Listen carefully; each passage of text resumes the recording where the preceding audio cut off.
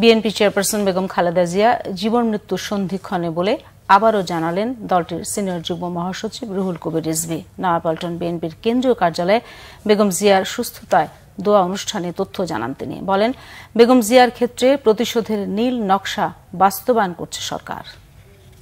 তারপর সমস্ত কবজায় নিয়ে সেই প্রতিশোধের আমরা নীল নকশা বাস্তবায়ন আমরা করতে দেখলাম, যার কারণে দেশনেত্রী আজও বন্দী, দেশনেত্রী আজ জীবন মৃত্যুর সন্ধিক্ষণে আজকে তিনি ভুগছেন।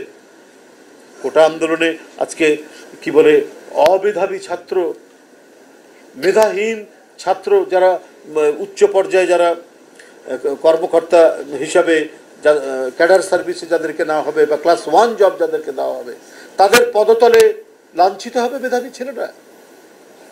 প্রধানমন্ত্রী না বলেছিলেন যে ছাত্রদেরকে মানে কঠোর মনোযোগের সাথে পড়াশোনা করতে হবে, তাহলে প্রধানমন্ত্রী আপনার এই কথাটা কি ছিল স্ববিরোধী মনে হচ্ছে?